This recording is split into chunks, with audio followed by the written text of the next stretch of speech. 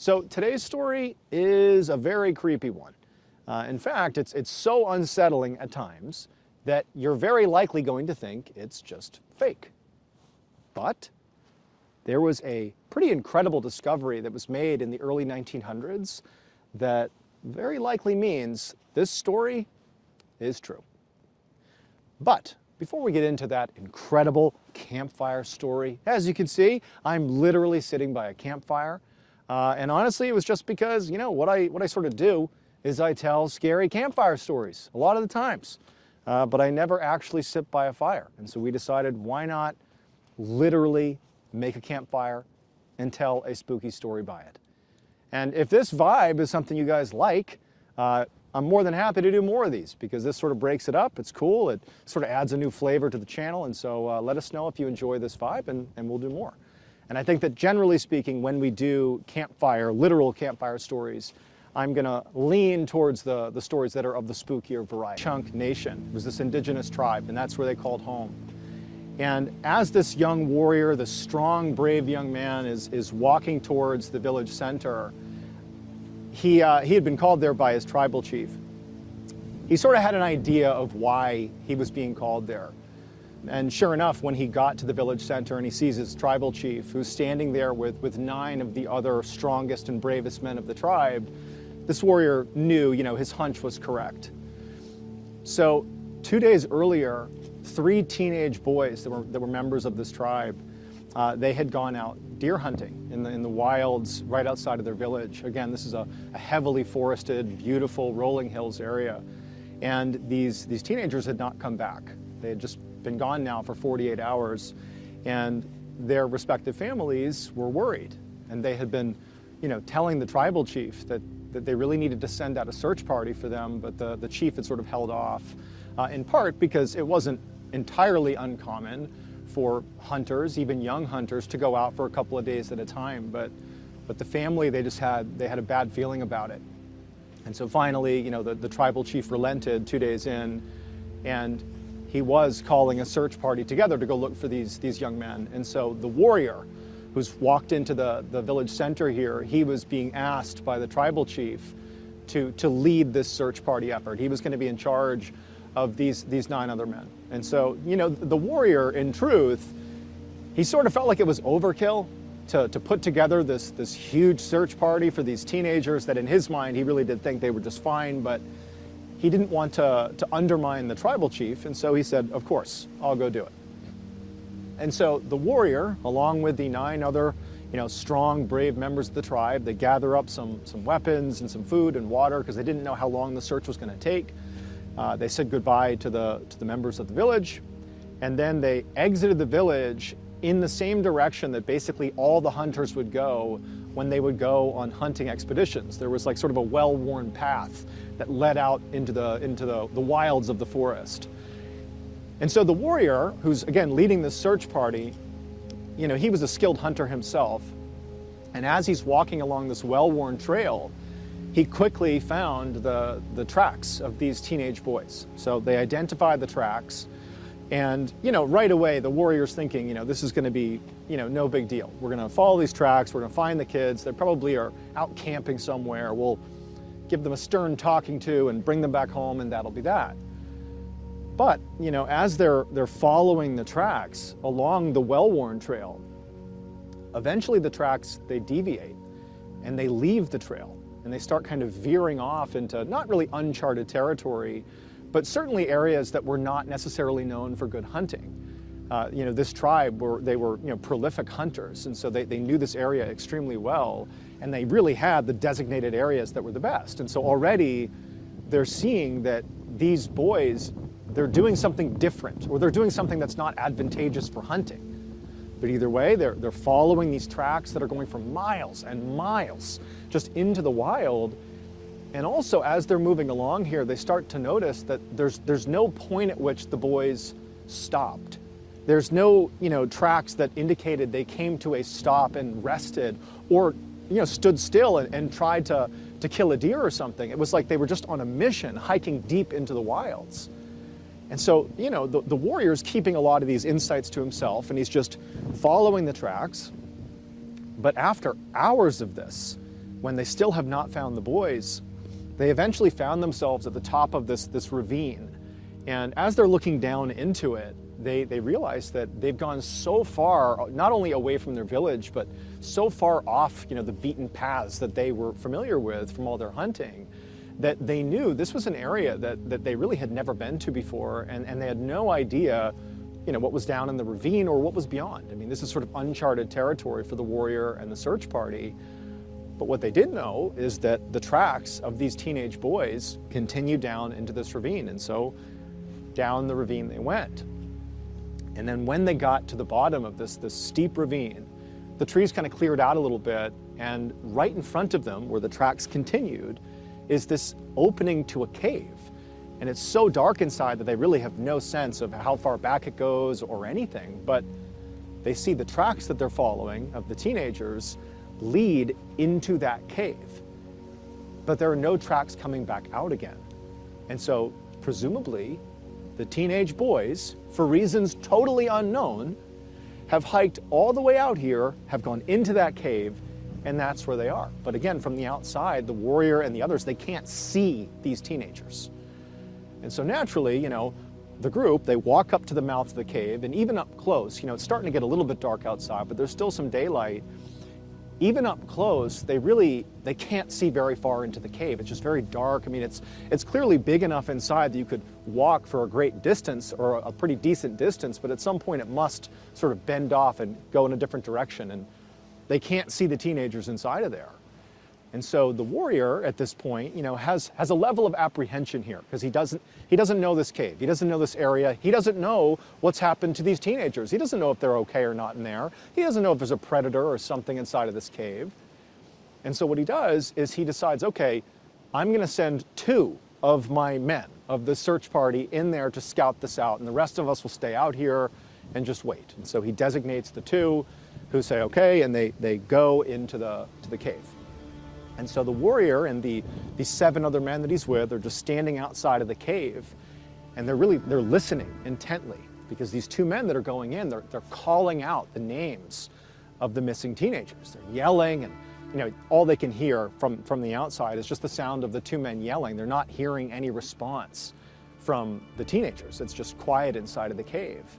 And again, from the warrior and the other search party members' perspective, they can only see the 2 men that have gone in for a little while, and then they kind of disappear into the darkness, but they can still kind of hear them. As they're calling out for the boys' names, they're calling and calling.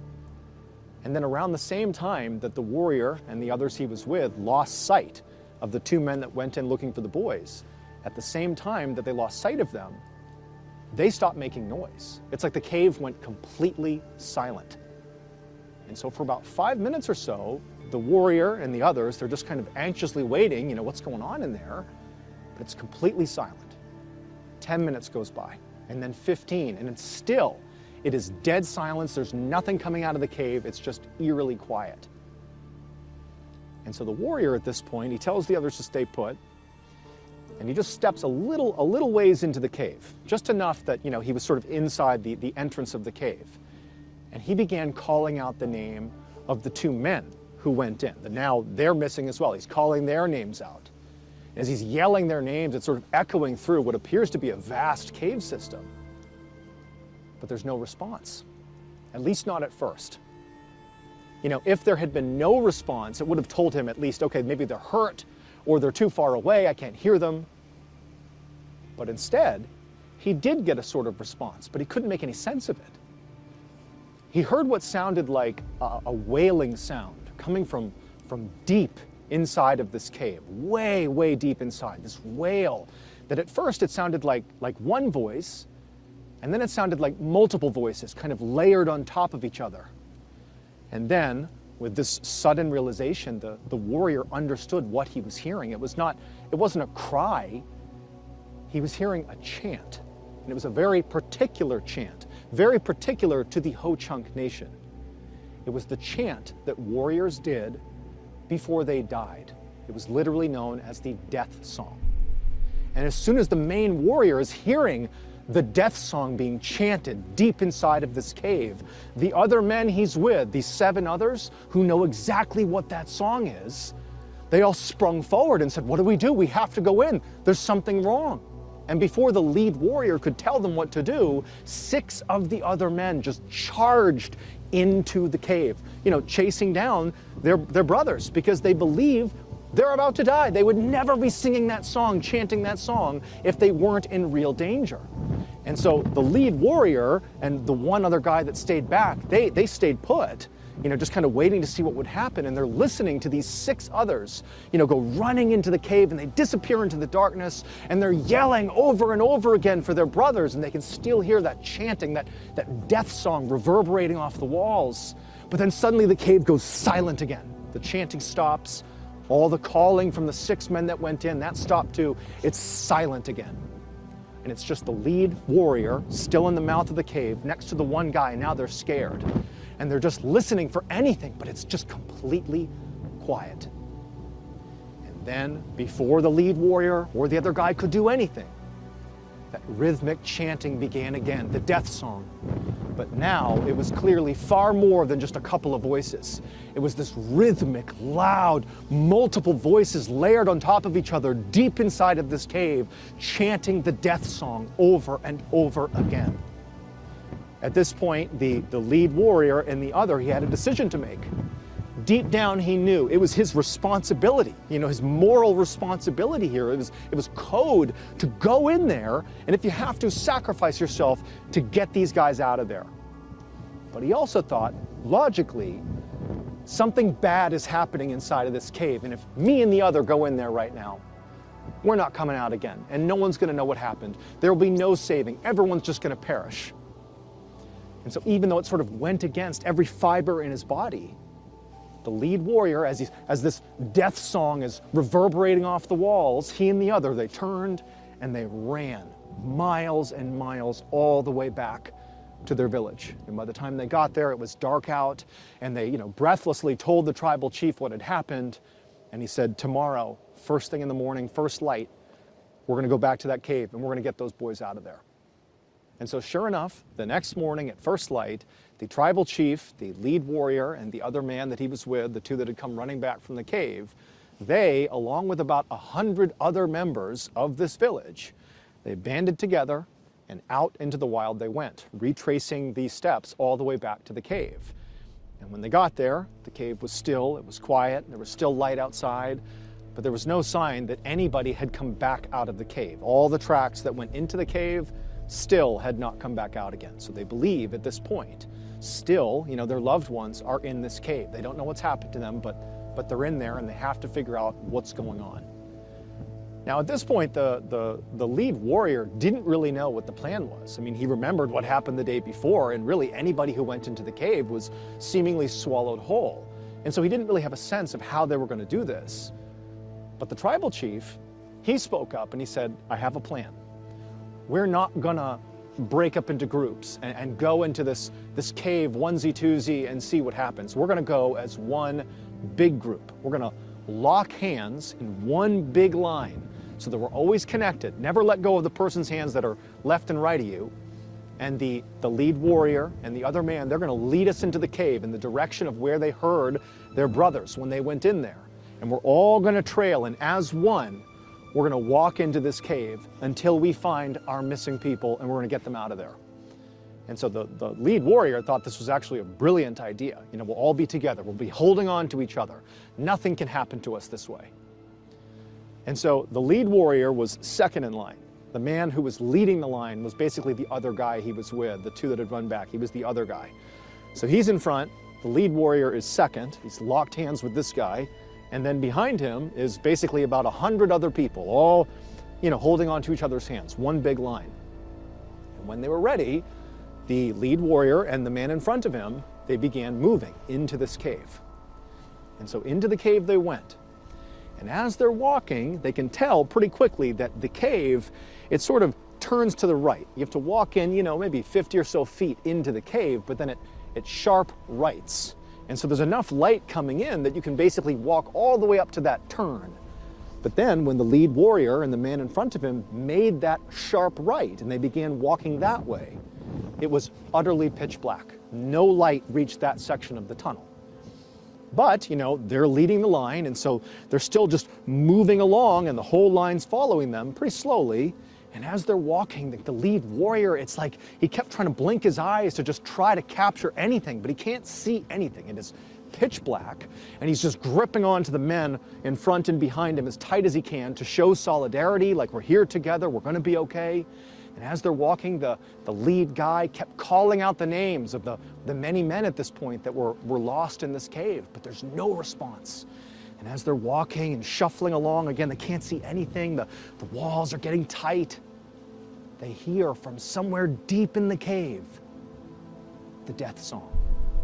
The chant begins low and slow, and it begins to build and gets louder and louder and louder. And at this point, because they're all locked together, you can't really get out very quickly. They're well into the cave at this point. They can't see anything, and it's like the walls are echoing, and it's booming in their chest, this chant that's only done when you're on the brink of death. And so as they're walking along, the lead warrior, he's trying to grip as hard as he can to the man in front and behind him, showing them, keep going, it's gonna be okay. But then he felt the hand of the man in front of him, the line leader, go slack. And before he could grab it again, the man's hand was out of his. And he's reaching out in front of him, and he can't see him, but he can't feel him either. It was like he vanished. And so now the lead warrior, he's the front of the line. He has no idea what's going on, and he wants to just stop and turn and leave. It's getting so overwhelming. And he's about to do that, but he just feels like there's this force pulling him deeper into the cave. And then before he can do anything else, he opens his mouth and he begins to chant the death song. At the same time this is happening, deep inside of this cave, the tribal chief, along with a couple of others who had not joined the line, they were still outside of the cave. They've heard something going on in the cave, but it's dull. They can't really hear too much. There's something going on, but there's 100 people walking into the cave. They presumed there'd be noise. But suddenly, there was this obvious commotion, panic, erupting from deep inside of the cave. And before he knew it, all these people are coming running out of the cave, scared to death. They come bombing out of the cave. And at this point, the tribal chief knows something horrible's happened, and so he rounds everybody up. He does a head count and realizes over a dozen people are gone. They did not come back out again. And the cave that minutes ago was full of this death song and chaos and panic is silent once again. At this point, the tribal chief sort of designated that it must be the case that there's something evil inside of this cave. There's an evil spirit, there's something in this cave that is taking our people and they're vanishing. They're being swallowed whole by this cave. It's evil. And so from that moment, he forbid anyone from the tribe of ever stepping foot in this cave again. We cannot lose anyone else. Our best bet is to go back to the village and hope that these men, these brave warriors, eventually find their way out again. And so the tribal chief and the rest of these devastated villagers, back to the village they went. And over the next couple of days and weeks, no one came out of that cave. And as weeks turned into months, it's like the villagers, they couldn't really move on because they were not able to collect their loved ones' bodies or get any sort of closure. It's just this unbelievable mystery, this terrifying mystery that had ripped the entire tribe apart. And so eventually, after months and months had passed, and still no one has any idea what's happened, no one's come out of that cave, the tribal chief finally just said, we are going to basically board up the cave. We're going to cover it with rocks. Effectively, it is now a tomb, and that'll be that. No one will ever go back in. This cave will never claim another life. And so that's what they did. They used huge boulders, and they completely blocked the entrance, and that was it. Now, that was the story that the Ho-Chunk Nation passed down for generations about what happened to all those people, the warriors and the teenagers and all these people, that they were swallowed alive by this cave. And over many years, many members of this tribe, that heard the story, they didn't know what to make of it. Is it real? Is it just folklore? We don't know. But then in 1930, so hundreds of years later, a chilling discovery was made.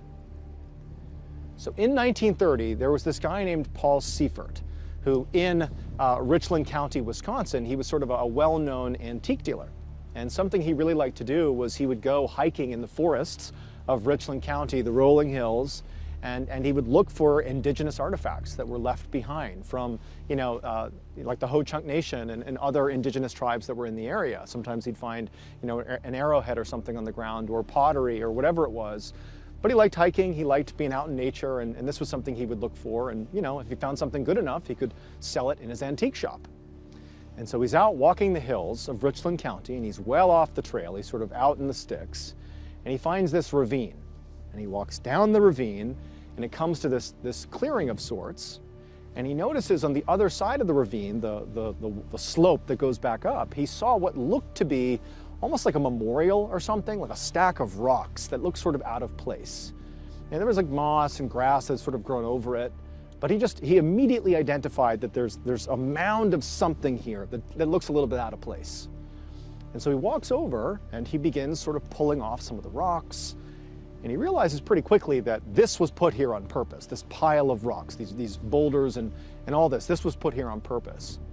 And so after pulling off enough of these rocks, he realizes that there is a cave on the other side. Now, it would take quite a bit of work to pull off enough rocks that he could actually get himself inside of this cave, but eventually he did. And once he was inside of this cave, the same cave the Ho-Chunk Nation had dealt with hundreds of years earlier, he's like, wow, like this cave, it's been blocked off. I wonder what's inside of here. Maybe there are incredible indigenous artifacts inside of here. And so feeling really motivated to explore this cave, he left, went back, got some basic supplies, including a lantern, and then he came back another day, because this is well off the beaten path. No one's going to stumble upon this. And into the cave he went. And so he's in this cave, and he walks, all the way to the end where it banks to the right. He turns, and he starts walking. And the ceiling of this cave begins to come down, and it's getting really tight on him, but he's so excited to see what's in here because he knows this has been blocked off on purpose. There's something in here. And so eventually the ceiling gets so low that he's crawling with his lantern, and right as he's thinking, this is so narrow, I don't know if I can fit, he pulls himself under this one really low section, and everything just opens up. It's like this grand cathedral in the middle of this cave. And he holds out his light. He kind of stands up and he holds out his light, and it's just this massive, massive space. And right away, he sees something on the ground. There are all these neat rows of human skeletons, and they're all positioned the same way. It's like they're kneeling with their hands over their head, like they're bowing, all of them. You couldn't even count how many skeletons are all positioned here, right in the middle of this cavern.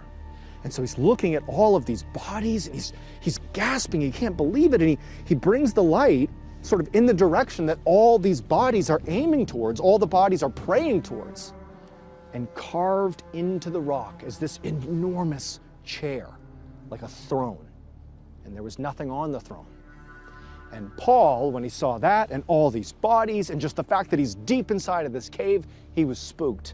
Even though there could have been a sea of artifacts he could have taken, he just turned and he bolted. He crawled out of there and he left the cave as fast as he could. And the reason we know about this story is because Paul, after this experience, he got in touch with a local newspaper. It's called the Milwaukee Journal. And he spoke to a journalist about what he saw.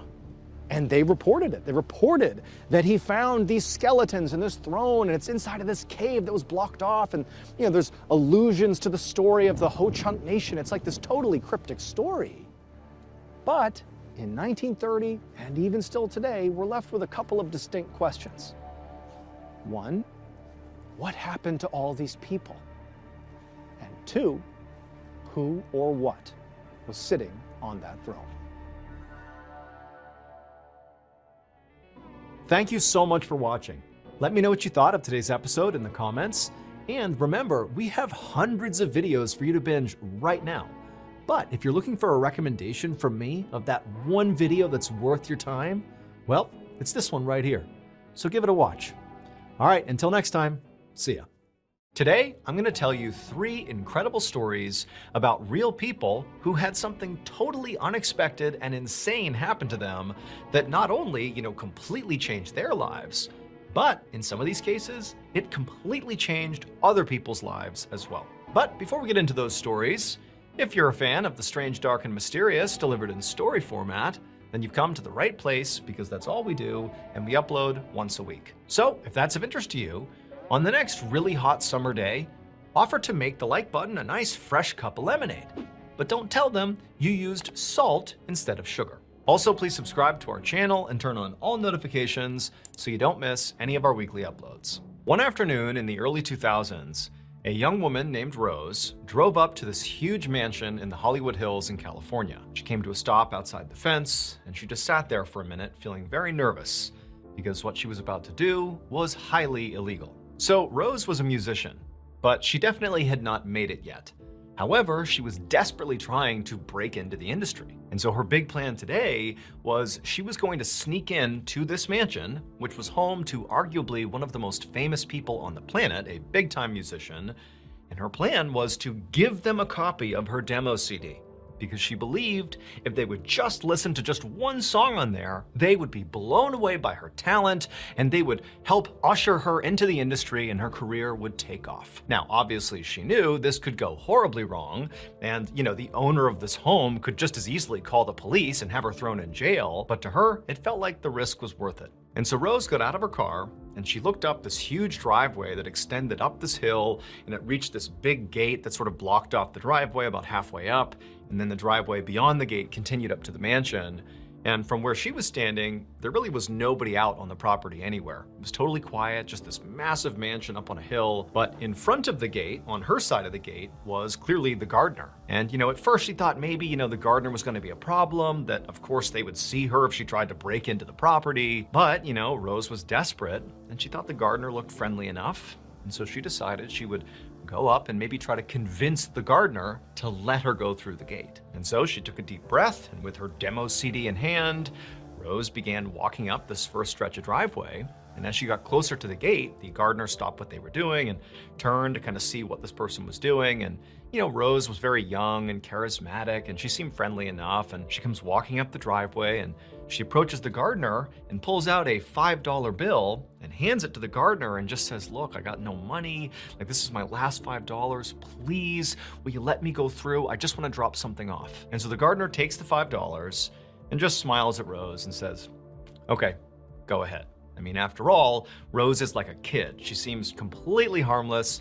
What's the worst that could happen? And so Rose is kind of blown away that the gardener is actually letting this happen, but she doesn't wait. She just goes right past the gardener, slips through the front gate, and starts walking right up towards the mansion. And as Rose is walking up this driveway towards the front door of this gargantuan piece of property, she's looking around at the beautiful landscaping and just how valuable and beautiful everything looked. And she's seeing all these cameras pointing in every direction. And she's just waiting for any minute, security guards to come running out here and tackle her to the ground. But nothing happened. She walked right up to this huge, beautiful front door. And again, no one's come to meet her. And so she just knocks on the front door, but nobody comes to the door. So she's thinking, what do I do? I've come this far. I really want to hand this demo CD off. And so almost without even thinking, she just reached down and tried the doorknob, thinking, of course it's going to be locked. But no, it was open. And so she turns the doorknob and pushes the door in. And now she's looking into the home of, again, one of the most famous people on the planet, and nobody's stopping her. At this point, Rose didn't even know what to make of the situation she found herself in. She had been fantasizing about how this was going to go for weeks leading up to this, and it didn't involve it being this easy and straightforward. But here she was, and so again, without hesitation, she just walked inside this home. And as she's looking around, everything is beautiful and everything is clearly so expensive. There's all this amazing artwork and fancy furniture. There's billiard halls, there's wine cellars. This is a gorgeous property, exactly what you'd expect for the person who lives here. And as she's kind of snooping around the first floor, looking for the owner, she's amazed to see that it's nobody's home. It's just this vacant, unbelievable mansion. Eventually, she walks around and finds there's an elevator. And so she's like, all right, I'll just get in the elevator and go up. And so she gets in this beautiful elevator, she shuts the door, she hits the button to go to the next floor. And as the car begins to move, she realizes like, this is gonna make some noise, like someone's gonna hear me, like, oh my gosh, now I'm gonna get caught. And so she starts to freak out. And so she pulls out her big clunky Nokia cell phone and she calls her mom. And when her mom picks up, she tells her that, you know what, almost certainly I'm about to get arrested here. And as her mom is like, what are you doing? What is going on here? The elevator that Rose is in came to a stop and the door opened up. And as soon as Rose saw what was in front of her, she just lowered the phone, her mom's still talking into it, and just stared. It was like she was totally struck by what she was seeing. Because right in front of her, in the room right outside of this elevator, is the person who owns this house. The extremely famous major celebrity who's just sitting there with a guitar, strumming along, just minding his own business. And he turns and looks at Rose, and Rose is looking at him, and there's this moment of just stunned silence. Like neither of them can really figure out how this even came to be. Now at this point, Rose knew it was her chance.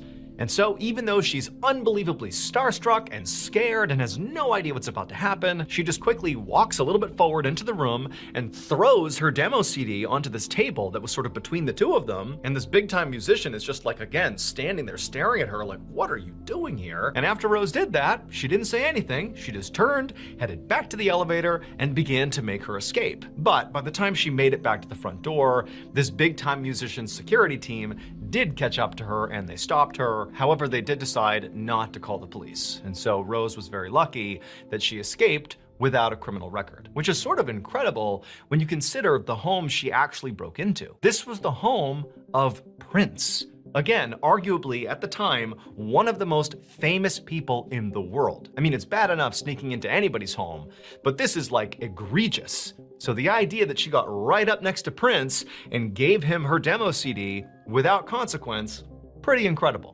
But despite all this, her interaction with Prince really didn't have any bearing on her career. He didn't care at all about her demo CD. He did not, throw her name out to industry contacts and, blow her career up. Basically, he said, I won't press charges, now get out of here. That was it. However, Rose did go on to become an incredibly famous musician in her own right. She just did it without the help of Prince. Today, Rose's tracks go multi-platinum, and she's sold more than 100 million copies of her records. Rose is actually her middle name. You very likely know her by her stage name, which is also her actual first name, and that is Kesha.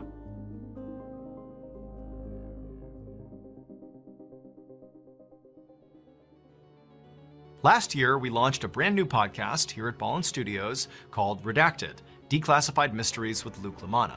And so far, you guys have loved it. And in case you haven't heard, we also launched a YouTube channel for Redacted, where you can not only listen to these episodes, but also watch the beautiful animations we've done for each of these episodes. That channel already has 150,000 subscribers, and it's growing really quickly, and there are hours of content available right now for you to binge. New uploads to this YouTube channel will be every single Tuesday. All you have to do is look up @Redacted Mysteries on YouTube, and I'll also be putting a link in the description below. Wondery Plus subscribers can also watch Redacted on the Wondery app. Okay, back to the stories.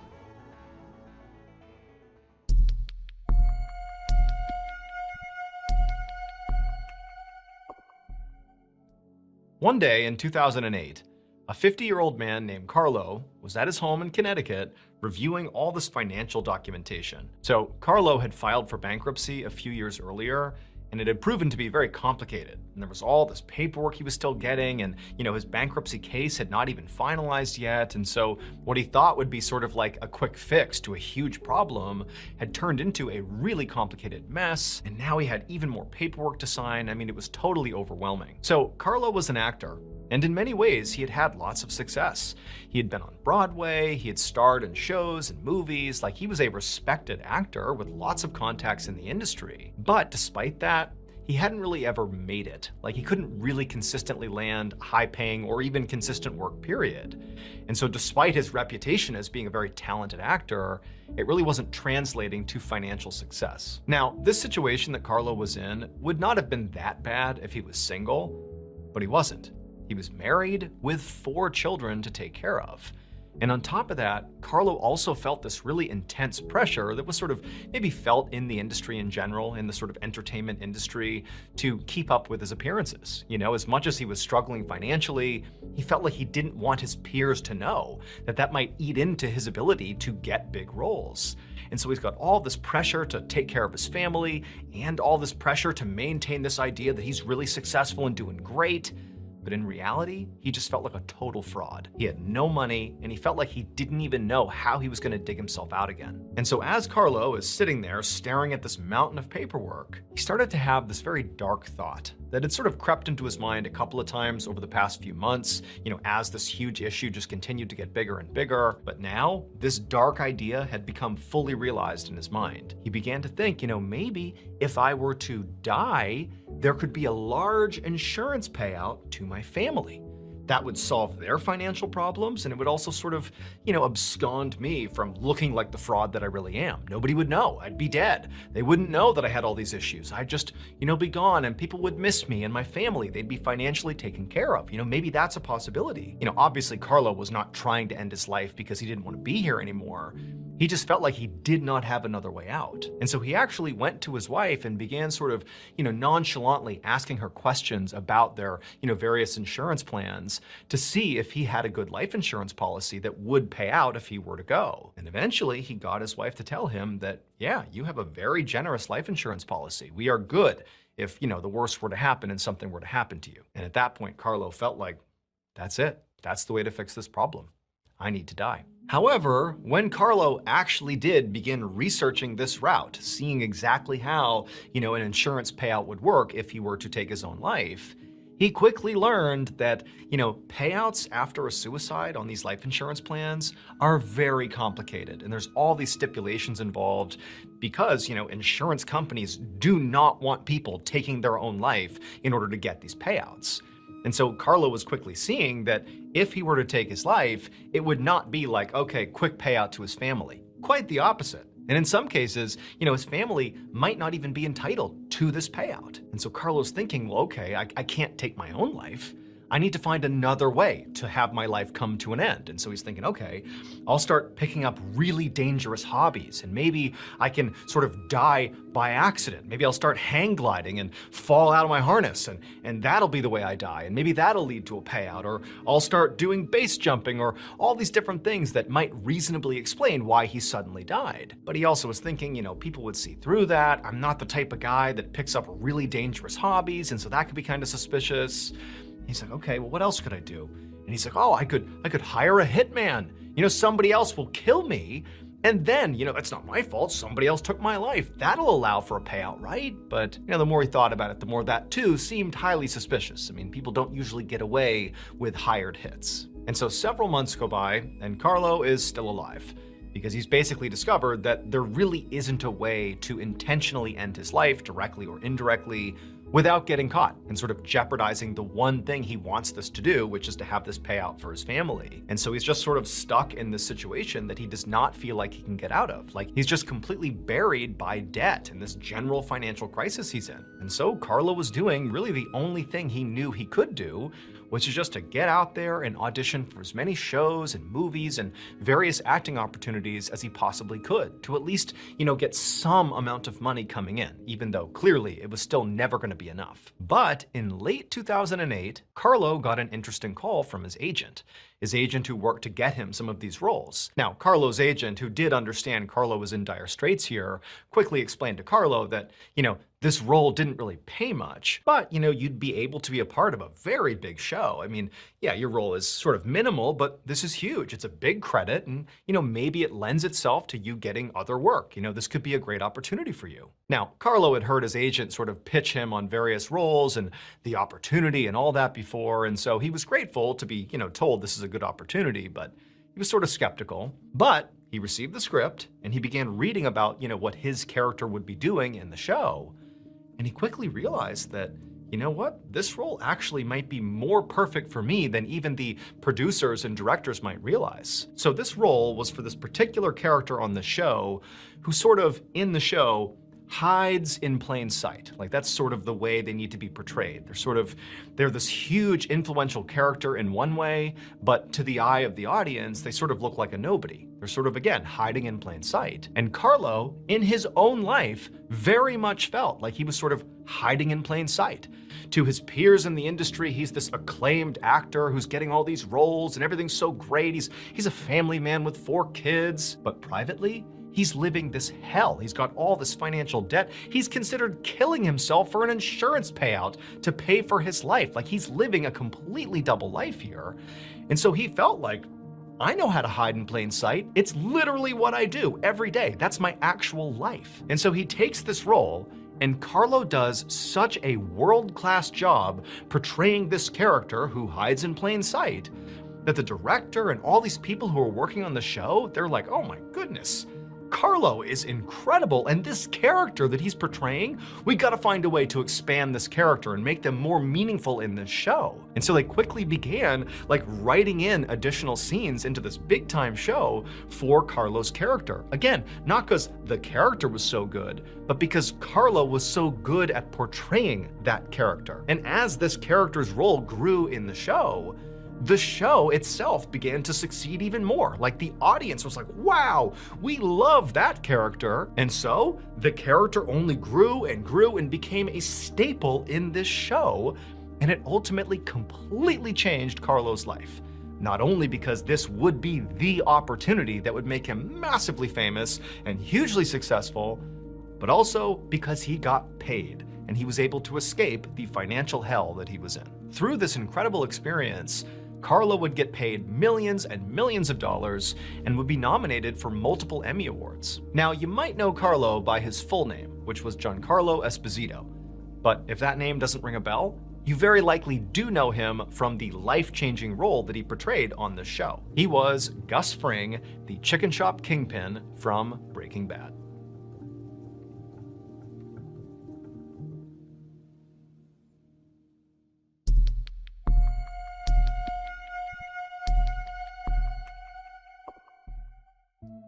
On Thursday, June 6, 2013, a 79-year-old woman named Mrballen Walpole, along with her husband Jim, walked down a busy street in Toronto, Canada. They were on their way back to their hotel after a dinner date at a local Irish pub called PJ O'Brien's. The couple was from Ohio, but they were on the last leg of a cross-country vacation through Canada, and so far the trip had been amazing. And so the retired couple is enjoying their evening, just walking down the road, reminiscing about what an amazing trip it had been. And at some point, as they're walking on the sidewalk, they see up ahead there's all this scaffolding that's been built up right over the sidewalk.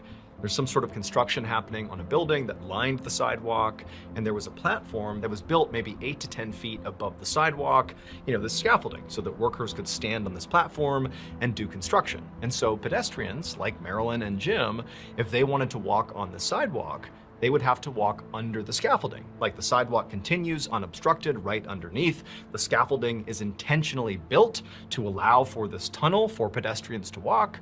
Like, this is not a big deal. It's very common in cities. And so Mrballen and Jim, they walk underneath the scaffolding, and they're not thinking anything of this. This is completely ordinary. There's other people also walking under the scaffolding. It's all good. But at some point, Jim trips while they're under the scaffolding.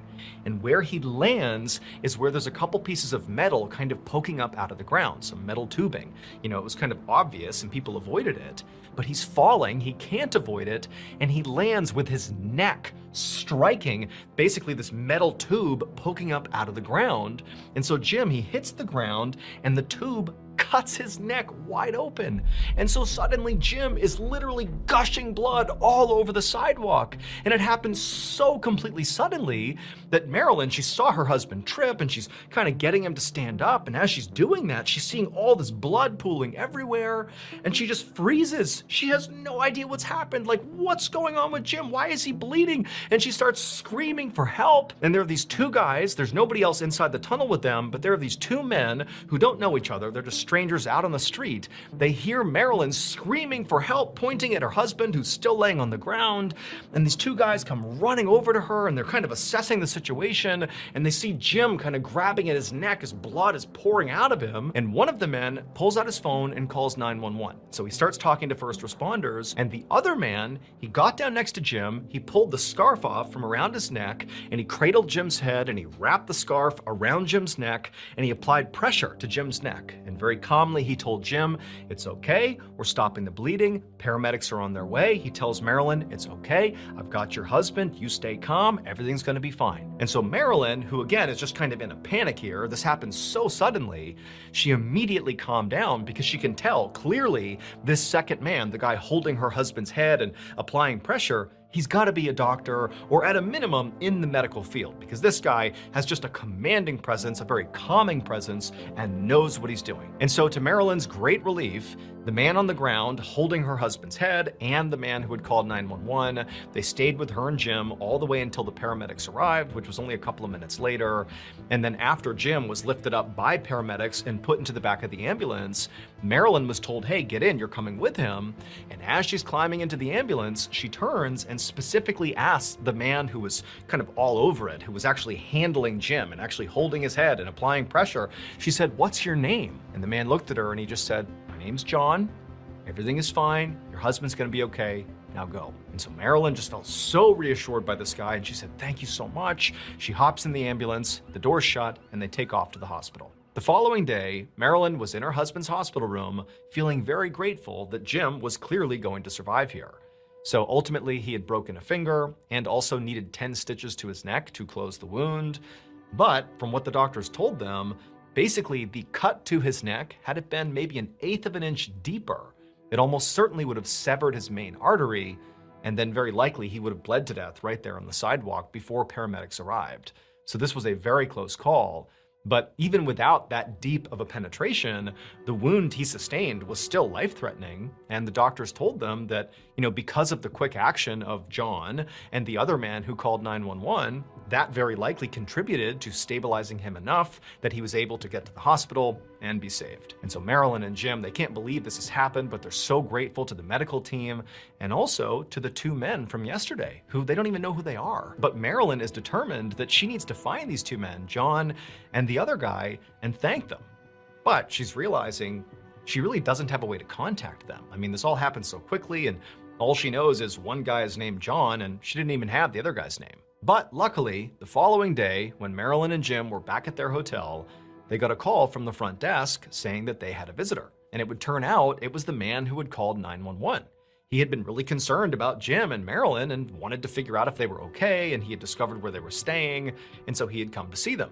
And so Mrballen and Jim, they come down and they're so thankful, and they come to find out this guy is actually the owner of PJ O'Brien's pub, where they had gone to eat on the night Jim had fallen. And she's just saying, "Thank you so much. Without you, I don't know what would have happened." And then also Mrballen's like, "Do you know the other guy, John, the one who actually was applying pressure to Jim's neck, because he also played a huge role in saving Jim's life." And the owner of the pub, he sort of looked back at Mrballen with a smile on his face, and he's like, "Well, I don't know him personally. We just happened to be walking down the street when you called out for help. But, I know who John is. Lots of people know who John is. In fact, honestly, you probably know who John is." Because it would turn out John was not a doctor, the way Mrballen assumed he was, based on how easily he stepped into the fray of this medical crisis and knew what to do and put pressure on Jim's neck and seemed so calm. None of that had to do with medical training. He was not medically trained. Instead, John has this skill. He's this really charismatic, really commanding presence where every time he's in a room, people just look to him and think, "Oh, he's got to be in charge," because he's just got this way about him, this X factor. And he carries that X factor on screen. Every role this guy plays in movies and TV shows, he is the leader. He is in charge, and it's so effortless because that's kind of his thing. And so from that day forward, Mrballen and Jim had a brand new favorite actor, John Malkovich, the multi-time award-winning actor who literally saved Jim's life.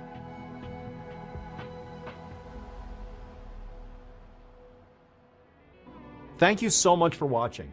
Let me know what you thought of today's episode in the comments. And remember, we have hundreds of videos for you to binge right now. But if you're looking for a recommendation from me of that one video that's worth your time, well, it's this one right here. So give it a watch. All right, until next time, see ya. Today, I have something very special to share with you. One of my former teammates from back when I was a Navy SEAL has one of the most insane stories you will ever hear.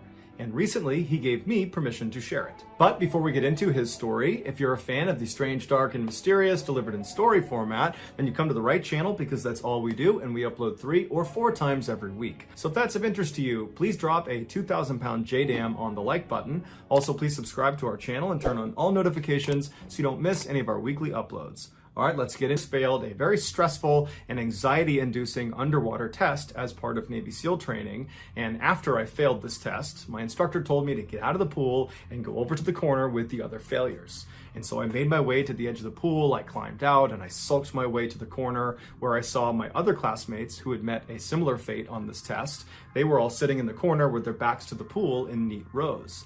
And so I was totally gassed from this test. And so when I sat down, I start dramatically breathing really loud and heaving my chest up and down to show off just how hard my test had been.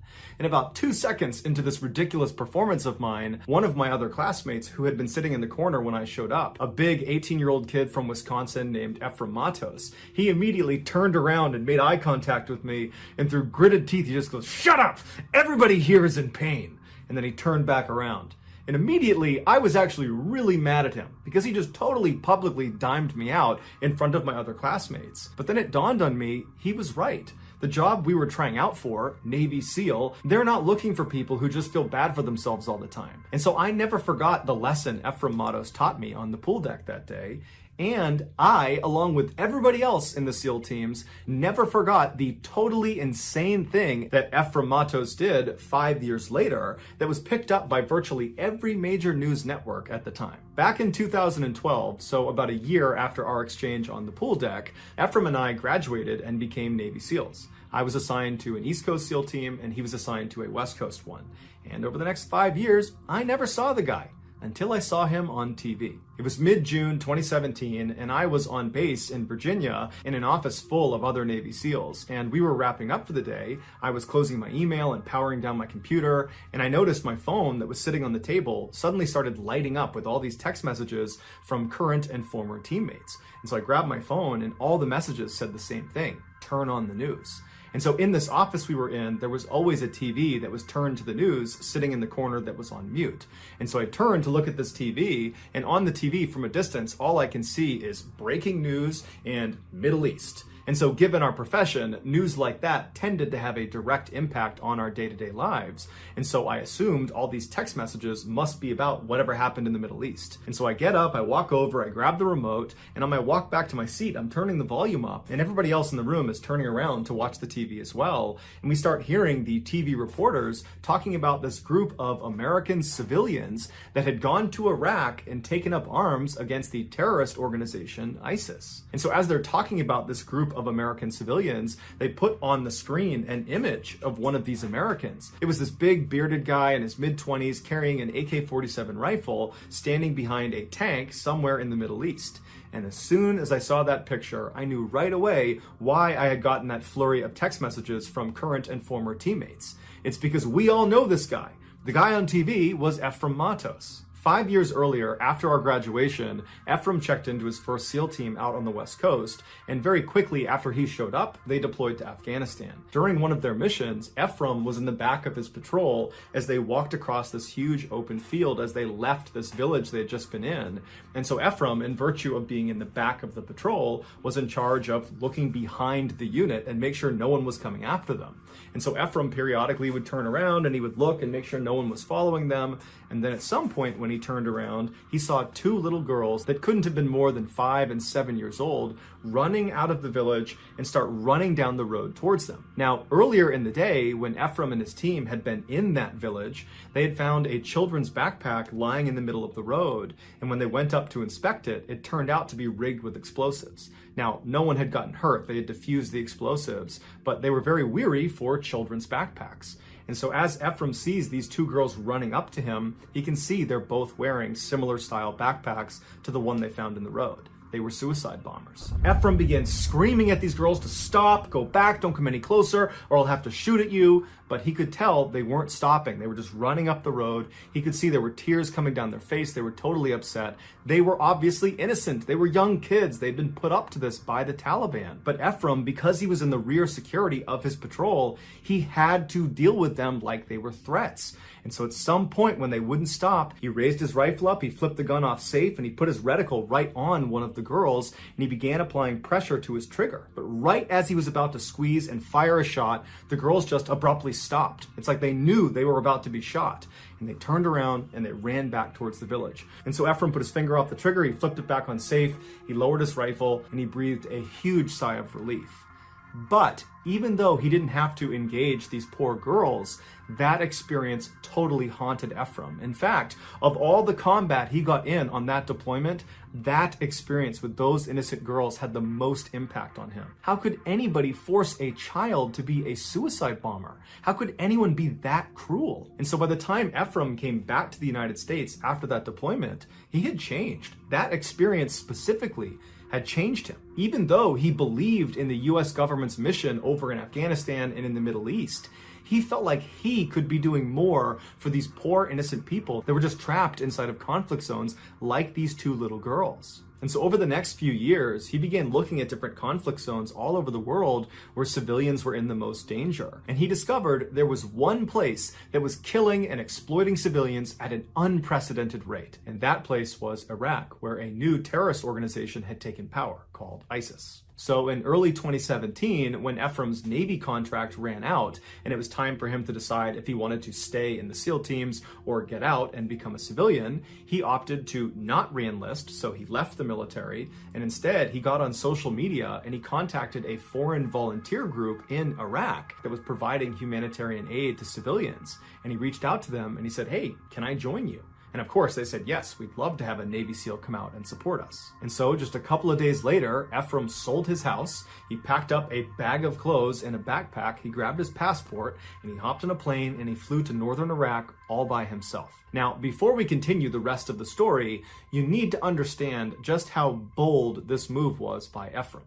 Now, when he was a Navy SEAL, and so a member of the United States military on active duty, when he went to Afghanistan, to a war zone, he had lots of support. If his team got pinned down by the enemy, they could call in an airstrike or they could call in backup. If Ephraim got hurt on the battlefield or his teammates got hurt on the battlefield, they could call in special medical teams that would fly in virtually any condition to come save them. And if Ephraim got captured by the enemy, you better believe America is coming for him. But in this case, Ephraim went to a war zone as a civilian. He was not in the US military, so he didn't have any of that support. If he or his team got pinned down out in Iraq, they would either have to fight their way out or get killed or captured. If he or one of his new teammates from this volunteer group got hurt, they would have to either save themselves or get killed or captured. And if Ephraim got captured as a civilian, nobody's coming for him. Nobody even knows he's been captured. He is completely on his own. But Ephraim knew these risks. In fact, he knew them better than most people because he had already deployed to a war zone and saw how important it was to have a support infrastructure. So when he flew to Iraq as a civilian, he knew he was hanging it out there, but he just didn't care. He felt like he had a mission to go help these innocent people because nobody else was. When he arrived in Iraq in March of 2017, he was met at the airport by one of the guys from this volunteer group Ephraim was going out to join. He was a very muscular, tattooed American in his mid-30s who introduced himself as Sky, and he said he had been a Marine, and while he was in the Marines, he had deployed to Iraq, so he was familiar with the area. The pair hopped in a vehicle, and Sky drove them to the volunteer group's safe house in the city, where Ephraim got a chance to meet the leader of this group. It was a tough-as-nails former Army Special Forces guy in his mid-50s named Dave. And Dave, for the past several decades, had been going out to conflict zones all over the world, and he would tell Ephraim that the worst atrocities he had seen committed against civilians in any of these places was where they were right now, in Iraq, at the hands of ISIS. A few days later, Ephraim, Skye, Dave, and a few other American volunteers loaded up into this convoy made up of armored ambulances, and they left the city and they headed west into the countryside towards a huge city called Mosul that 3 years earlier had been captured by ISIS. On their journey towards the city, Ephraim and the others had to pass through a number of military checkpoints. Now, most of these checkpoints were stood up by their ally, the Iraqi army. But Ephraim and the others knew that they might stumble upon an ISIS checkpoint, and in virtue of all of them being pale-skinned Americans, they would instantly be recognized as the enemy and fired upon. So every time they slowed down for one of these checkpoints, Ephraim and the others would clutch their guns closely and mentally prepare themselves for a potential vicious close-quarters fight to the death. But luckily, they managed to go the entire distance all the way to the outskirts of Mosul without any checkpoint drama. And once they got there, they linked up with an Iraqi army unit that the leader of this volunteer group, Dave, had a relationship with. Over the first month that Ephraim was in country, he worked with this Iraqi army unit to help distribute food and provide medical care to civilians in and around Mosul. Then, in month 2 of his stay in Iraq, everything changed. Iraqi decision makers decided it was finally time to retake Mosul from ISIS. This was a huge military movement that required several units to work together and would take several weeks. The main Iraqi army was going to push inside of the city limits of Mosul and inch by inch reclaim territory from ISIS, while the army unit that Ephraim and his volunteer group had embedded with would be responsible for reclaiming some of the villages around Mosul that ISIS had occupied. And so suddenly, Ephraim and the rest of his volunteer group went from being humanitarian aid workers to having a direct frontline combat role with the Iraqi army. And in his first civilian combat experience, Ephraim ran across an active minefield towards this village that was occupied by ISIS. And after nearly being blown up at least 2 times, Ephraim finally made it to this village, and he began going house to house with the other volunteers, clearing them of ISIS fighters. And in one instance that he has on camera, he entered into this structure and he saw there were guns on the ground, and they looked around and they couldn't find any ISIS fighters inside, but they noticed on the ground there was a piece of plywood. They moved it aside and it revealed this huge hole that led down into the ground, and this hole connected to a huge underground tunnel system that ISIS used to escape gunfights just like this one. And so Ephraim and Dave, who was with him, just hopped right down into the tunnel. They didn't have night vision, they didn't have backup, just the two of them start running down this totally pitch black tunnel, periodically throwing grenades ahead of them in case there are ISIS fighters ahead of them. And at some point, after running for quite a while, just getting ready to come in contact with their adversaries, they reach this big, high-ceilinged cavern that's a dead end. And they're looking around thinking, okay, I guess no one ran in here. But before they turned around and left the tunnel system, they looked up with their lights and they saw high up on the wall, dug into the wall, was another entrance to another tunnel. It looked like there needed to be a ladder to get up to this additional tunnel entrance. And so Ephraim and Dave look at each other and they're thinking, I bet ISIS fighters ran down here, there was a ladder, they climbed up and went in that entrance and then pulled the ladder up so we can't follow them. And so Ephraim and Dave couldn't do anything about it. They decide, okay, well, we'll just go out and we'll tell the Iraqi army and see what they want to do. So Ephraim and Dave, they leave this tunnel system, they go back outside, they tell the Iraqi army, and the Iraqi army brings in a bulldozer and they fill in that entrance they had found inside of the house, completely seal it up so nobody could go in or get out. And then later that night, after that village had been cleared of all ISIS fighters, they began hearing muffled explosions underground near where this entrance to this tunnel was. And what it turned out to be was ISIS fighters that realized they had been buried alive. They had snuck down there. They had used a ladder to get up into that crawl space.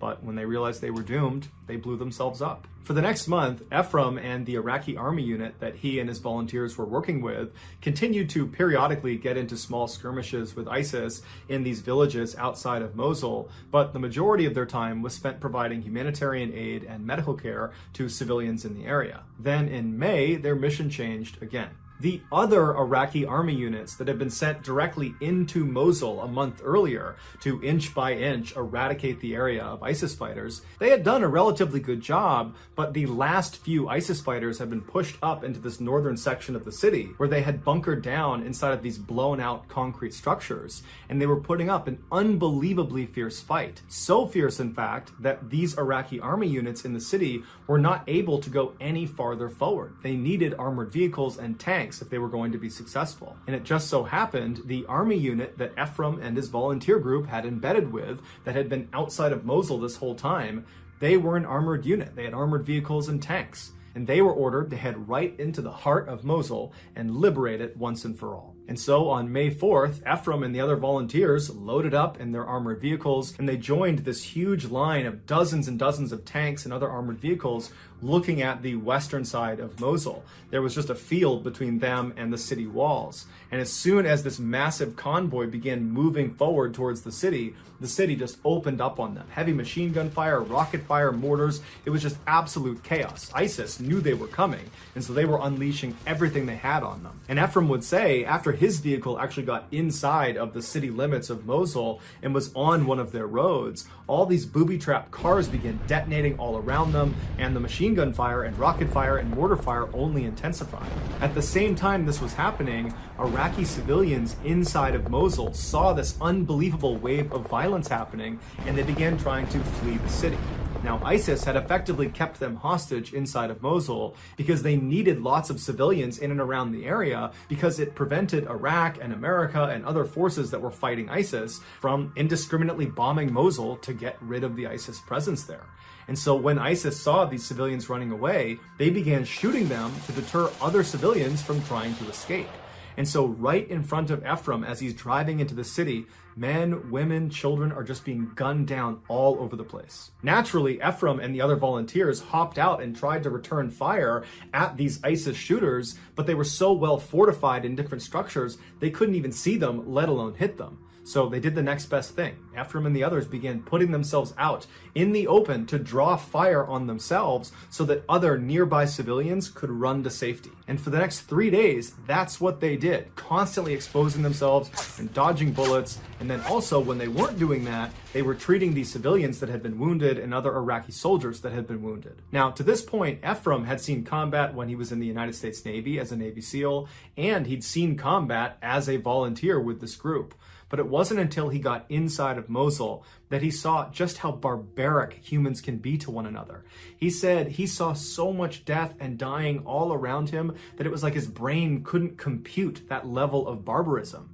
He would later write a book called The City of Death, and it was about his experience in Mosul. And he said the reason he named the book The City of Death is because that's what it felt like. Everywhere around him was just death. For the next several weeks, Ephraim and the other volunteers took up a position in the south section of Mosul inside of this bombed out building. They created a sort of aid station, and there they focused all of their attention on trying to treat as many wounded civilians and wounded Iraqi soldiers as they possibly could. At the same time, the rest of the Iraqi army had pushed north and was slowly chipping away at the last few ISIS fighters. On June 1st, so roughly 1 month after Ephraim and the others have entered into the city of Mosul, they noticed a significant uptick in the number of wounded civilians that were coming to them for help. And so all day and all night, they're treating all these people that are horribly wounded with gunshot wounds and other wounds.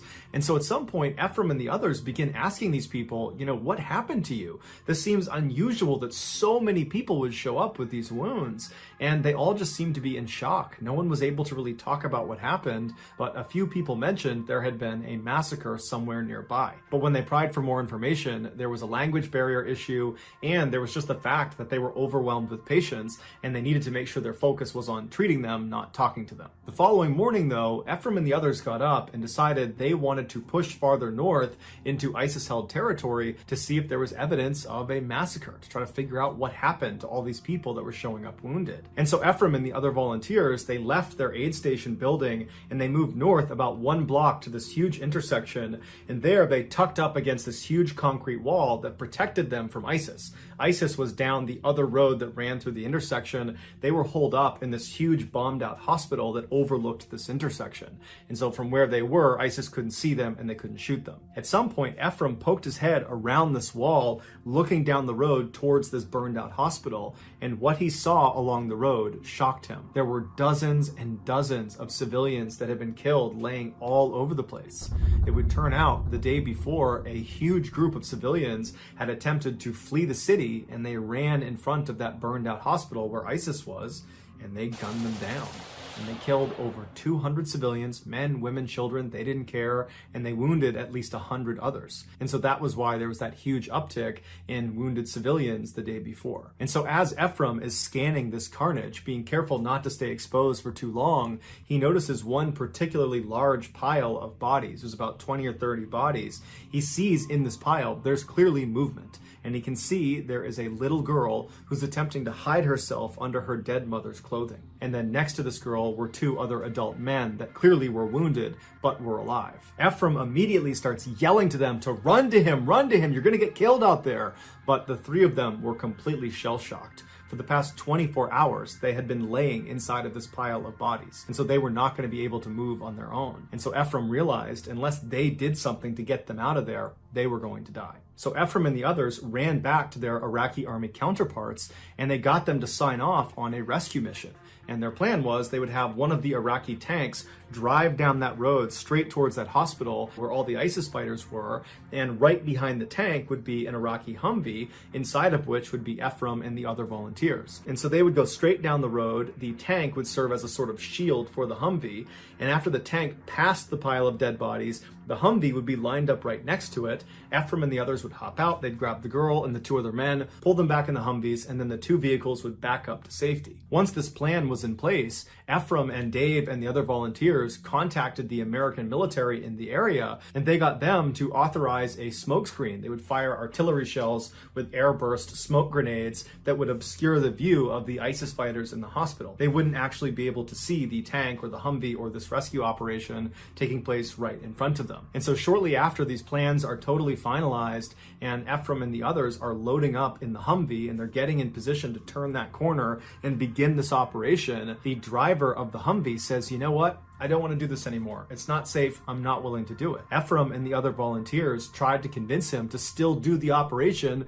because they didn't have time to get a replacement Humvee, and they had already coordinated with the American artillery units that were going to be firing these shells at a certain time, and so they really didn't have an opportunity to do this operation again if this guy backed out. Not to mention, if they didn't get out there quickly, these three people were going to die anyways. And so finally, when Ephraim realized this driver was not going to budge, he was not going to go in this operation, Ephraim and the others got out of the Humvee and they walked up to the tank driver and they asked him, are you still prepared to go on this rescue operation? And he said he was. And so even though if they went through with this mission, it would mean Ephraim and the others would be on foot behind the tank, completely exposed, they were still totally down for doing it. In fact, Ephraim would say at no point did they consider canceling the mission. They were so focused on saving these three people that they were prepared to sacrifice themselves to do it. And so the tank driver closed his hatch, Ephraim and the others got behind the tank, they turned that corner so they're facing the hospital, and then a couple minutes later, as planned, American artillery launched these airburst smoke grenades that totally obscured ISIS's view. And as soon as those smoke clouds were in the air, ISIS came out and just started firing randomly straight down in the general direction of where this tank was. They couldn't really see the tank. They had no way of knowing what they were doing out there. They just knew something was going on. And so meanwhile, Ephraim and the others are tucked up behind this tank as it's slow rolling in, as rounds are impacting all around them, mortars start landing all around them, and it turns out there were other ISIS fighters, not just directly ahead of them in the hospital, but also off to their side in other buildings. So they were getting hit from two directions. Ephraim remembers as he was behind this tank trying to stay as small as he could, he began dry heaving because he was so terrified. He was completely convinced he was going to die that day. Eventually, the tank made its way just past this pile of bodies, and at that point, Ephraim actually stepped out and fired back towards ISIS in the hospital and over towards the berm to provide some cover fire, while Dave and another volunteer ran over and pulled the girl and the other two men out of the pile and behind the tank. The girl and one of the men were okay. They were not badly physically hurt, but the other man was badly hurt and he couldn't walk. And so thinking quickly, Ephraim and his team found a piece of sheet metal on the ground behind this tank, and they rolled him onto it and used it like a stretcher and began dragging him as the tank began moving in reverse. And so as bullets are still flying all around them, rockets are landing next to them, they're moving, they're making good progress, when the wounded man slips off of the sled and he lands right in the tracks of where this tank is going to go. And for a variety of reasons, Ephraim and the others had no way of communicating with the tank driver. So the tank driver is just going to keep on moving, and he's going to run over this injured man who can't go anywhere. And so thinking quickly, Ephraim leaps down, he grabs the injured guy, and he rolls with him out of the way of the tracks right as it goes past him. But now Ephraim and this wounded man are outside the protection of the tank, and rounds start impacting all around them. The smoke screen at this point is pretty much cleared, and so ISIS sees them. And Ephraim at this point makes a heartbreaking decision. He looks at this guy who he knows cannot move himself. He's badly wounded. He makes eye contact with him. He holds his hand, and Ephraim just shakes his head and says, "I'm sorry," because he knew he couldn't move him fast enough behind the tank before both of them got shot, and he couldn't throw him on his back in time before both of them got shot.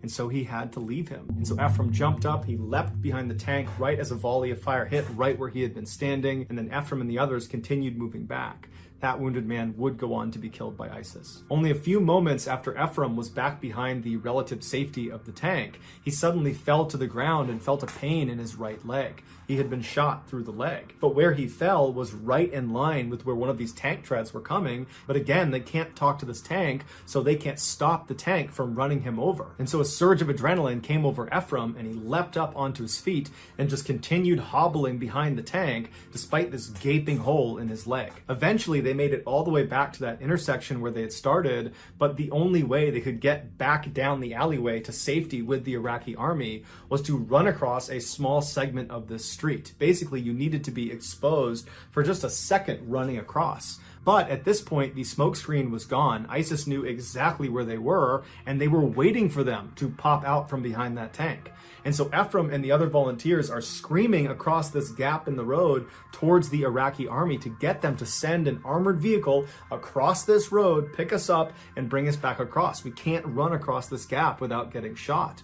But because of the chaos and the noise, the tank is firing, there's mortars, there's rockets, there's gunfire, it's crazy, the message was just not received. And so in a sudden fit of madness and frustration and fear and all sorts of things, Ephraim just runs across the street. And he gets to the other side miraculously without being hit again. And there he tells the Iraqi army, send an armored Humvee across this gap, get the girl, get the guy, get the rest of the volunteers, save them. Seconds later, an armored Humvee crossed that gap. They picked them up and brought them back. And at this point, Ephraim is now lying on the ground behind that concrete wall. So he's relatively safe, and he's getting his leg bandaged up. And he remembers when the girl and the guy were brought out and they were safe and alive, the Iraqi army erupted in cheers. It was this unbelievably happy moment in an absolutely tragic, horrible time. The Iraqis would transport Ephraim in an armored ambulance to an aid station south of where this intersection was, and there they would put him on a cot, and a doctor would rebandage his leg, and then he would walk away. And so Ephraim is left inside of this room to kind of think about what had just happened,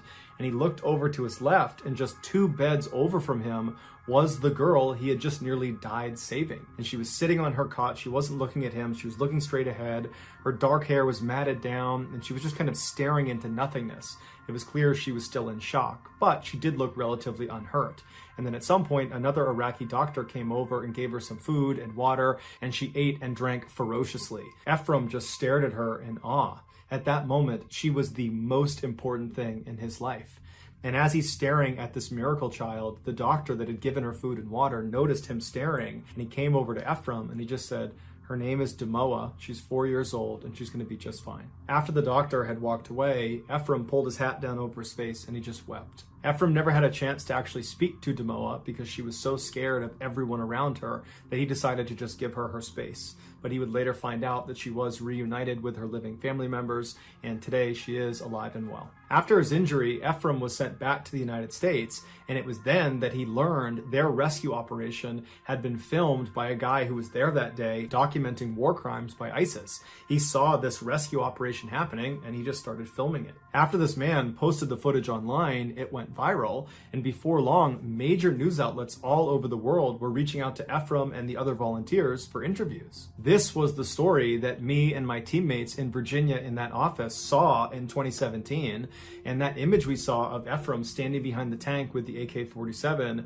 that was moments before he rushed out behind the tank and provided cover fire for Dave and the other to run over and grab the girl and the other 2 men. The gunshot wound that Ephraim sustained in his leg wound up being relatively minor, if you consider gunshot wounds to be minor. It did not hit an artery and it did not shatter his bone. And so after only a few months, he was more or less back to strength, and instead of just taking it easy, he was in another conflict zone in Burma, this time working with a new volunteer organization, one that he founded called Stronghold Rescue and Relief. And their mission is to protect and care for families in conflict zones. Their motto is, "The only thing necessary for the triumph of evil is for good men to do nothing." Despite being a very small organization, they are having enormous impacts all over the world, but they need our help. They rely on a small army of people who pitch in small donations every month to keep operations flowing. So if you're a fan of the strange, dark, and mysterious, please consider joining their army by supporting them on a monthly basis, just like I am. If you do, you'll not only gain my respect and admiration, you'll also get sent one of these awesome shirts with that amazing quote on the back. The link to join their army is in the description of this video. Also, if you just click on that link, it will bring you to their website and you can see the full unedited footage of their rescue mission. So that's gonna do it, guys. If you got something out of today's video and you haven't done this already, please drop a 2,000-pound JDAM on the like button. Also, go support Stronghold Rescue and Relief by clicking the link in the video description. If you want to get in touch with me, you can direct message me on Instagram or on Twitter. My username for both platforms is the same. It's Mrballen416. I also have a ton of content over on TikTok where my username is Mrballen. I also have a second YouTube channel called Mrballen Shorts where I post random short videos and lost episodes. If you have a story suggestion, please submit it to our subreddit just called Mrballen. It's linked in the description below. So whether I see you on Instagram, Twitter, TikTok, Reddit, YouTube, or some combination, just know that I really appreciate your support. And until next time, that's going to do it. See ya. Sometimes the truth is stranger than fiction, and today's story definitely demonstrates that. But before we get into that story, if you're a fan of the strange, dark, and mysterious delivered in story format, then you've come to the right place because that's all we do, and we upload once a week. So if that's of interest to you, please offer to make the like button a nice fresh batch of donuts, but instead of filling them with custard, fill them with mayonnaise. Also, please subscribe to our channel and turn on all notifications so you don't miss any of our weekly uploads. Okay, let's get into today's story.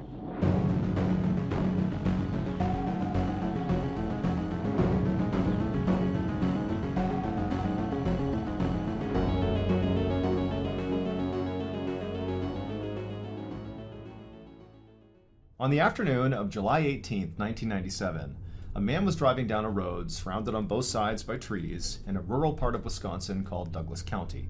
There were no other cars on the road, and so this guy was driving pretty fast.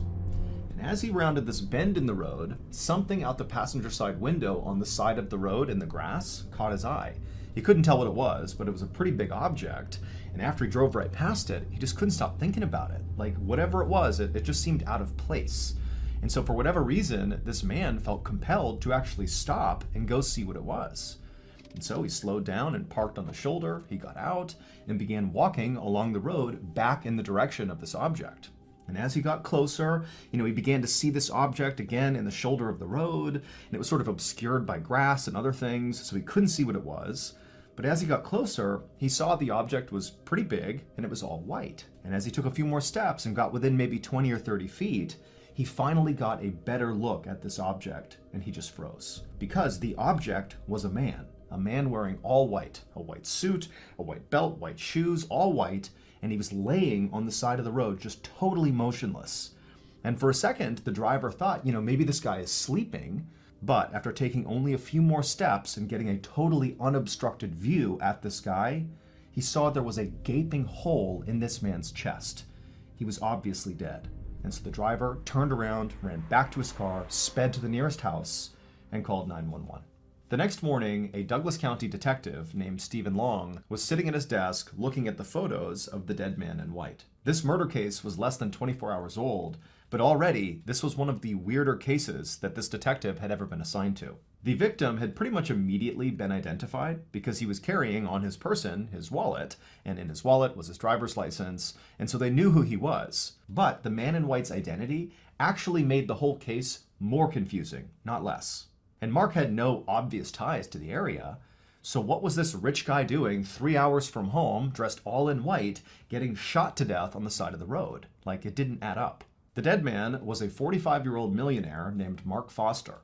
And Mark lived 3 hours away in Minneapolis, Minnesota, and had no discernible ties to Douglas County. And so the detective was thinking, like, what is this rich guy doing here, dressed head to toe, all in white, getting murdered on the side of some local random back road? But things only got more confusing from there. After the medical examiner did Mark's autopsy, he told Detective Long that he had discovered a note inside of Mark's shoe. And the note just said, "Jack Frazier isn't here, but it's Jimmy Bailey, or a lookalike? I hope I'm okay." Now, nobody, including Detective Long, had any idea what this note meant. It was far too cryptic. But when they ran Jack Frazier and Jimmy Bailey's names through their database, the police discovered that both of those men, one, existed, and two, they lived in Minnesota, same as Mark Foster. And so naturally, Detective Long began to suspect that maybe those two men were connected in some way to Mark Foster. Maybe they were involved in his murder, or maybe they were actually his killer or killers. He didn't know, but it was his best lead. So Detective Long decided he would just have to go to Minneapolis to try to find out more. A few hours later, Detective Long parked his car at the Minneapolis police station. He got out and walked inside the building. Waiting for him inside was the local detective who Mark had already spoken to. And so after meeting this detective, the two of them went into an interview room where Mark Foster's wife was waiting for them. And right away, Detective Long noticed that she was very pregnant and at least 15 or 20 years younger than Mark. But despite that, she seemed very composed. It would turn out she had already been told about her husband's death, and she was basically resigned to the fact that she was here to try to answer questions to figure out what happened. And so the detective sat down and they began to interview her. And then when they brought up the note that was found in Mark's shoe, specifically when they said the two names that were on that note, Jack Frazier and Jimmy Bailey, when they said that, it triggered something in Mark Foster's wife. She immediately began to cry, and then in between sobs, she would tell the detectives that she knew who those two men were. She told them that she had previously had relationships with both of them before marrying Mark. And she said after she married Mark, Jack and Jimmy became very jealous. They didn't like the idea that she had chosen Mark over them. And so she had always felt like those two, Jack and Jimmy, sort of had it out for Mark as a result of this romantic rivalry. After the interview with Mark's wife ended, Detective Long began to think that, despite this case appearing on the surface to be very odd and confusing, that perhaps in reality, it was quite simple. Maybe Jimmy and Jack were so jealous of Mark that they killed Mark. I mean, based on what Mark's wife had just told them in the interview about them being romantic rivals of Mark, and also the fact that that note was in Mark's shoe and named those two men, it certainly seemed very possible. But over the next couple of days that Detective Long began digging into this theory, that theory fell apart. Because it would turn out Jack Frazier and Jimmy Bailey had absolutely airtight alibis. They simply couldn't have been the killers. Now, Detective Long was obviously frustrated. He felt like he really had it here. But he was not deterred. He decided his next move would be to try to better understand his victim. To this point, he had already interviewed a lot of Mark's friends and family, but something he had not done yet was simply go to Mark's house and have a look around. So Detective Long got a search warrant, and on July 29th, roughly a week after Mark was killed, Detective Long, along with another detective, pulled up in front of Mark Foster's large two-story home in the middle of a quiet suburban neighborhood. Now, from the outside, the home looked totally ordinary relative to its neighbors. But once they got inside the house, it was anything but. The detectives made their way up to the front door and knocked, and a few seconds later, Mark Foster's wife opened up the door and let them inside. And right away, Detective Long is looking around, and he's seeing all over the walls on the first floor of the house are these graphic pictures and paintings of naked people.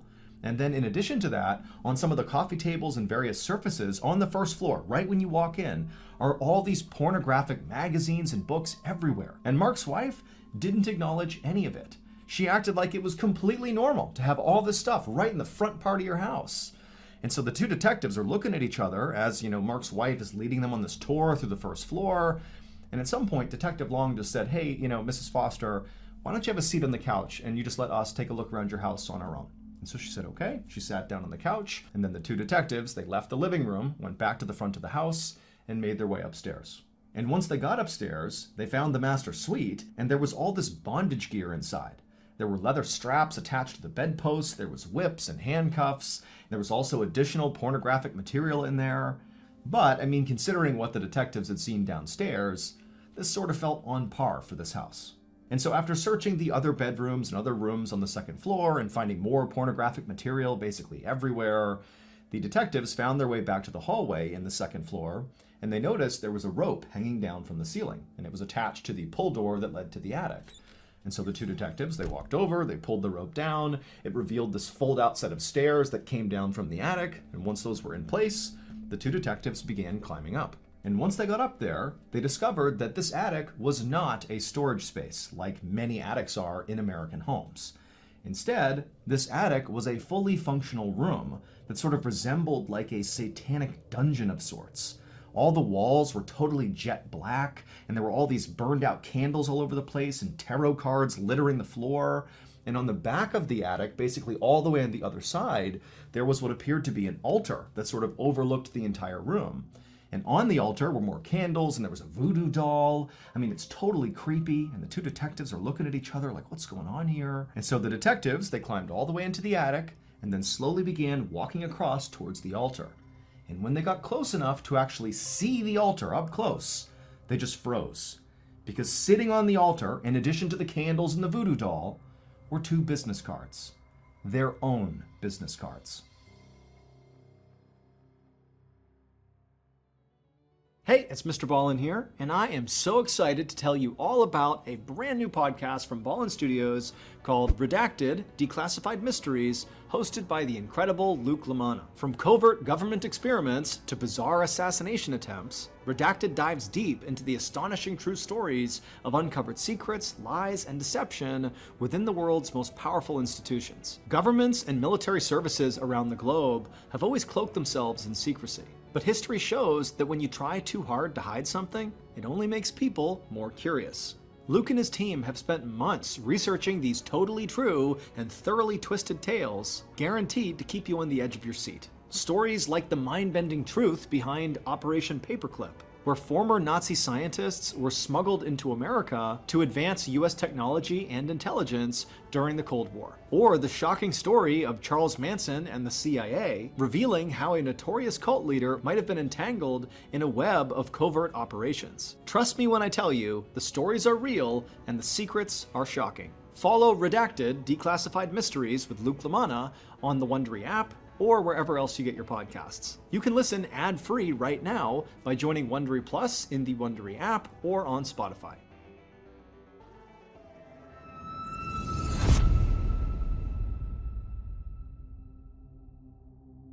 Detective Long and his partner immediately went downstairs and confronted Mark's wife about the attic. Like, what's going on up there? Why are our business cards on your altar? But Mark's wife, the second that attic was mentioned, went silent. She refused to speak about anything to do with the attic. And so after a minute, realizing this conversation was going nowhere, Detective Long and his partner called for backup. And as they waited for backup, the two of them stepped away from Mark's wife and began speculating, like, is this a cult? Was Mark a part of a cult that like ran it out of his attic? Like, what's going on here? And are we being targeted by the cult? Is that why our names are on the altar? A few minutes later, backup arrived, and they would do a much more extensive search of the property. But other than finding more pornographic materials and, bondage gear, there really wasn't anything else substantive that connected Mark or his wife to what happened to Mark, or what Mark was even doing in this house. Was he in a cult? They didn't know. And so ultimately, Detective Long and his partner told Mark's wife, who still is being quiet at this point, that she should not leave town because they were going to follow up with her soon. Now, in fairness, Detective Long couldn't tell if Mark's wife was being silent and not talking about what was going on in her house because, she was complicit in some way in what happened to Mark, or if she was maybe being threatened by somebody and she was afraid to talk. They didn't know. But either way, after leaving the property after the search was over, Detective Long and his partner felt like their next move was to try to learn more about cults. They needed a cult expert. And it just so happened there was an occult bookstore very close to Mark's house. And so they decided they would start there. And right away, their decision to go to that bookstore paid dividends, but not how the detectives expected. It would turn out the owner of that bookstore was indeed a cult expert. But much more importantly, and relevant to this case, was that the owner happened to personally know Mark Foster. And he told the detectives that Mark came to his bookstore all the time. And also, the owner said he knew a bunch of Mark's friends. And so by the time the detectives left the bookstore, they had learned a little bit about cults, but more importantly, they left with a list of names the owner had given them of known associates of Mark Foster who maybe were involved in whatever was going on in Mark's house, and so maybe they had information about what happened to Mark. The detectives were able to track down everybody on this list very quickly, and they were all young people in their 20s. And in each of the interviews they conducted, each of these young people were very open about being in what they called a religious group that they said Mark was a part of as well. Now, the detectives theorized that this religious group was very likely a cult, like they believed, but they didn't call it a cult. They called it a group. But the detectives didn't let up. They kept pressing these people until eventually a new name surfaced, Greg Freisner. Now, none of these people said Greg was in charge of the cult. Instead, they just sort of said, well, talk to Greg if you want more information about our group. The detectives naturally began to wonder if this Greg person was the cult leader, or maybe he was Mark's killer, or maybe he was both. But regardless, it seemed pretty apparent that they needed to talk to Greg because he might have more information about what happened to Mark. It took a few days, but the detectives were able to track Greg down, and they brought him in for an interview. And boy, oh boy, did Greg have a story to tell. Based on what Greg told the detectives, here is what happened to Mark on the day that he died, on July 18th, 1997. On that day, Greg Freisner met Mark Foster at Mark's home. And when Mark came outside, he was dressed head to toe in white, something he would do for special ceremonies. And so Mark, he came down the steps, didn't say a word to Greg. They went to Greg's car. Greg hopped in the driver's seat, and Mark climbed into the back seat. And before long, they took off and began driving northeast. And for hours, these two just drove in total silence. Mark just stared out the window, and Greg focused on driving. The only thing that happened during this multi-hour-long drive was at some point Mark pulled out a piece of paper from his coat pocket, and he wrote something on it, and then after staring at it, he kind of smiled and tucked it into his shoe. And then a little bit later, Greg pulled over on the side of the road in Douglas County, Wisconsin, on this random backcountry road. And as soon as they pulled over, again without saying anything, Greg and Mark got out of the car, and they went around to the back of the car where the trunk was. And the two men are kind of stretching, it's been a long drive, taking in the scenery. And then before long, Greg pops open the trunk. And in the trunk is a rifle. Neither men have any strong reaction to this. Greg just reaches down, pulls the rifle out, and Mark, calm as can be, just begins walking over to the side of the road, to the shoulder. And then once he got to the shoulder, Greg came over and stood right in front of him and just looked intently into Mark's eyes, looking for the signal. And at some point, after Mark kind of composed himself, he nodded at Greg, at which point Greg raised that rifle, placed the barrel directly on Mark's chest, and fired. Mark crumpled to the ground, and he laid there for a second just moaning horribly, and Greg just stood over him watching until finally Mark went silent and died, at which point Greg casually went back to his car, got inside, and drove home. The only time he stopped was to throw his rifle into a nearby river. But once Greg got home, he was overjoyed because he knew the sacred ritual he had just carried out with Mark had been a total success. It had gone exactly to plan. It would turn out Mark Foster was absolutely a member of that religious group, the cult, if you will. Except he was not just a member. He was the cult's leader. And Mark is the one who orchestrated his own death. However, Mark did not view his death as him actually dying. Quite the opposite. We celebrate life as we celebrate death. Death is nothing to be afraid of. Death is a great crossroads, a change in attitude, a change in longitude, a change in the way that we perceive our spirit. When we reach that portal, they'll ring some golden bells. He believed that what he and Greg, his most devout follower, were going to do, this sacred ritual, was after Greg fires the shot into his chest and ends this body's life, that his soul, his consciousness, and his power will be transferred into Greg. Basically, his soul will go into Greg. And Mark believed once this transfer happened, that basically he would be immortal, that his soul would never die. It would stay in Greg and then maybe at some point get transferred to somebody else, but basically he would be here forever. The bizarre note that was found in Mark's shoe, the note that he wrote and stuffed in there, that note was designed to throw police off the trail. He knew that he was having Greg murder him, again for this ritual, but he wanted to make sure Greg didn't get caught. And so he wrote on the note very specifically Jack Frazier and Jimmy Bailey. Those two people he hated. He hated that they had been in past relationships with his wife, and they hated him. And so he figured if he was going to create a scapegoat for his murder, who better than his romantic rivals? They had nothing to do with it. He just named them in that cryptic note to get them in trouble. As for all the pornography and bondage gear that was found inside of Mark's home, well, that all played a role in Mark's cult as well. He was a firm believer that the more sex he had with his followers, often multiple followers at the same time, the more powerful he would become. As for the detective's business cards found on the altar up in the attic, those were very likely placed there by followers of Mark, so members of the cult, in an effort to potentially, thwart their efforts to solve the case. They might have believed that by placing those on there and performing various rituals, that somehow would prevent them from solving the case.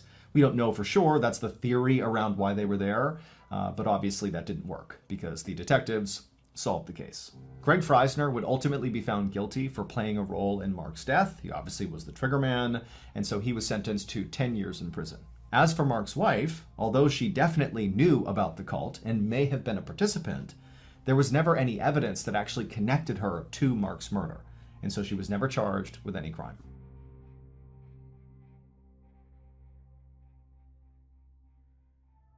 An American submarine, L2, was hurrying to assist a Portuguese freighter, which had been torpedoed near Padstow, when she had encountered UB-65 sitting motionless on the surface. As Lieutenant Augustine Grant prepared to give the order to sink the unsuspecting enemy vessel, he paused momentarily. Through his binoculars, he could see that the German submarine was already listing heavily to one side in the water. He could also make out the shape of a solitary officer standing up on the ship's deck, apparently staring out to sea. Before his excited men had even finished loading their submarine's torpedo tubes, Grant observed UB-65 suddenly shake, violently, as if she had been hit by a huge explosion, before she sank beneath the waves. For the next hour, the American vessel sailed back and forth, searching for survivors, but there were none. The haunted submarine had taken her entire crew down with her to her grave, and almost 90 years would pass before she was ever seen again. So that's going to do it. If you enjoyed today's story and you're looking for more strange, dark, and mysterious content, well, check out all of our Ballen Studios podcasts. We have the Mrballen podcast, Mrballen's Medical Mysteries, Bedtime Stories, Wartime Stories, Run Fool, and our newest show, Redacted. All you have to do is look up Ballen Studios on whichever podcast platform you prefer, and there you go. You have hundreds of hours of strange, dark, and mysterious content to binge. Thank you all very much. Until next time, see ya.